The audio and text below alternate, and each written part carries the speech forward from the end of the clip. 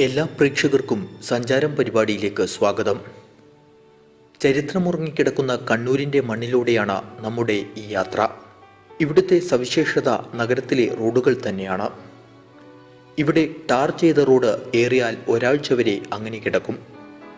പിന്നീട് ഒരു പ്രത്യേക രീതിയിൽ റോഡിൽ കുഴി രൂപപ്പെടും. അത് കാണാൻ രസമാണ്. ആ കാഴ്ച ഇവിടുത്തുകാർക്ക് ഒരു ആവേശമാണ്. ഏറ്റവും രസകരമായ കുണ്ടുകളും കുഴികളും കാണണമെങ്കിൽ ടൗണിൽ നിന്ന് അല്പം മാറി സഞ്ചരിക്കണം. അതു കാണാനായി സിറ്റി എന്ന പ്രദേശത്തേക്കുള്ള ബസ്സിൽ ഞാനും എൻ്റെ ക്യാമറമാനും കയറി. കാഴ്ചകൾ ചിത്രീകരിക്കാനായി ഞങ്ങൾ ബസ്സിൻ്റെ പിൻസീറ്റിൽ തന്നെ ഇടം പിടിച്ചു.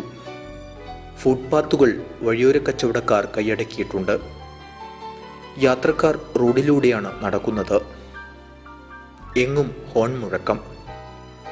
ബസ് യാത്ര പുറപ്പെട്ടു. അല്പം മുന്നോട്ട് പോയപ്പോൾ വല്ലാത്തൊരു കുലുക്കം അനുഭവപ്പെട്ടു. പുറത്തു നോക്കിയപ്പോൾ എല്ലാ വാഹനങ്ങളും കുലുങ്ങിക്കൊണ്ടുവരുന്നത് കാണാനായി.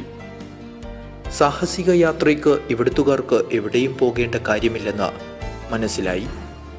അധികൃതരെ ഇടയ്ക്കിടെ യാത്രക്കാർ പുകഴ്ത്തുന്നുണ്ടായിരുന്നു. കേട്ട് ശീലമില്ലാത്തതുകൊണ്ട് ഞങ്ങൾ ചെവി പൊത്തി. തിരിച്ചു വരുമ്പോൾ എന്തായാലും ഒന്ന് ഇവിടെ നടന്നു കാണാൻ തന്നെ തീരുമാനിച്ചു. ബസ് കുറച്ചകലെ സഞ്ചരിച്ചു കഴിഞ്ഞു. ഇരുവശങ്ങളിലും പ്രകൃതിരമണീയമായ കാഴ്ച. ഇവിടെയുള്ള കുഴികൾക്കൊരു പേരുണ്ടത്രേ, നരകക്കുഴികൾ.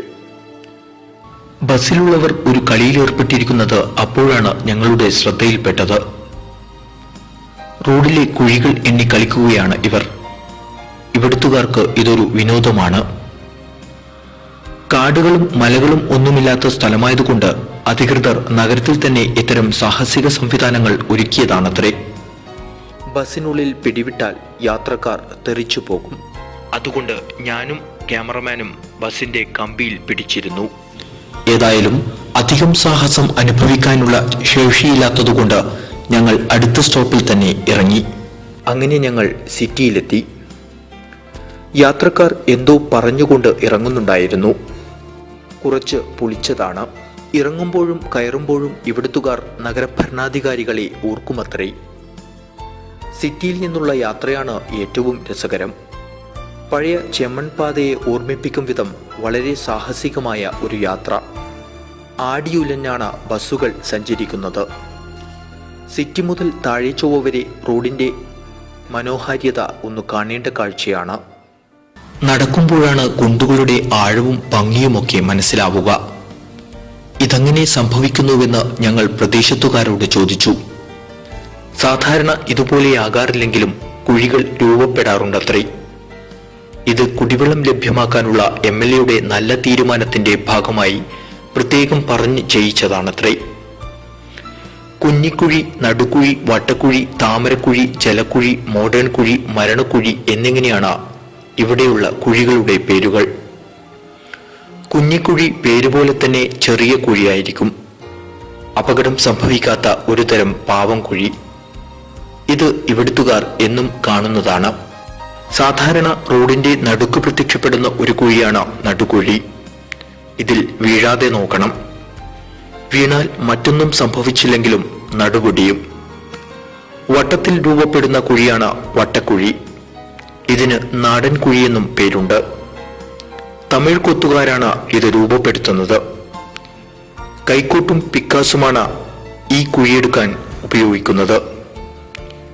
കുഴിക്കുന്നത് നേരത്തെ തന്നെ കാണുന്നതുകൊണ്ട് അപകട സാധ്യത കുറവാണ്. ചെടികളും തൈകളുമൊക്കെ നടുന്ന മനോഹരമായ മറ്റൊരു കുഴിയും പ്രദേശത്ത് കാണാനാവും. അതാണ് താമരക്കുഴി. വീട്ടിൽ ഇതൊന്നും നടാൻ സ്ഥലമില്ലെങ്കിൽ അധികൃതർ തന്നെ കുഴിച്ചു കൊടുക്കുന്നതാണത്രേ താമരക്കുഴി.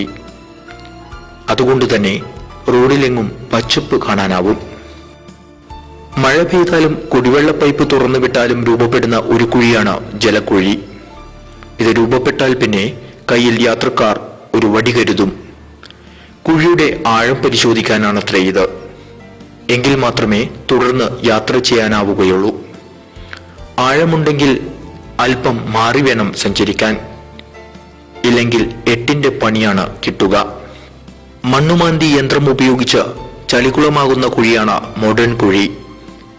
നല്ല പൈസ ചിലവുള്ള കുഴിയാണിത്. മരണക്കുഴിയാണ് ഏറ്റവും അപകടം പിടിച്ച കുഴി. ഇതിൽ വീഴാതെ നോക്കണം. യാത്രക്കാർ വളരെ കഷ്ടപ്പെട്ടാണ് ഈ കുഴികൾ മറികടന്നു പോകാറുള്ളത്. കാണുമ്പോൾ ഭീകരത തോന്നുമെങ്കിലും ഇത്തരം കുഴികൾ പ്രദേശത്തുകാർക്ക് ഒരു നേരം പോക്കാണ്. 5 കിലോമീറ്റർ സഞ്ചരിക്കണമെങ്കിൽ ഏതാണ്ട് 1 മണിക്കൂറിനടുത്ത് യാത്ര ചെയ്യണം. അതാണ് ഞാൻ നേരത്തെ പറഞ്ഞത് നേരം പോക്കാണെന്ന്. കുഴിക്കാഴ്ച അല്പനേരം നോക്കി നിന്നതിന് ശേഷം ഞങ്ങൾ മറ്റൊരു പ്രദേശമായ കക്കാട് ഭാഗത്തേക്ക് പോയി. പേരിലൊരു കാടുണ്ടെങ്കിലും എവിടെയും കാട് കാണാനായില്ല. അതുപോലെ എവിടെയും റോഡും കാണാനായില്ല. ഒരു ബൈക്കുകാരന്റെ സാഹസികത ഞങ്ങൾ അവിടെ നല്ലവണ്ണം ആസ്വദിച്ചു. വെള്ളവസ്ത്രങ്ങൾ ധരിച്ച് ഇവിടെ ആരും നടന്ന് യാത്ര ചെയ്യാറില്ല. അധിക നേരം അവിടെ ആ റോഡിൽ സമയം ചെലവഴിക്കാനുള്ള ക്ഷമയില്ലാത്തതിനാൽ ഞങ്ങൾ തിരിച്ച് ഫോർട്ട് റോഡിലേക്ക് എത്തി. സമീപത്തുള്ള സ്റ്റേറ്റ് ബാങ്കിൽ നിന്നും ജനങ്ങൾ പണമിടപാട് നടത്തുന്നുണ്ടായിരുന്നു.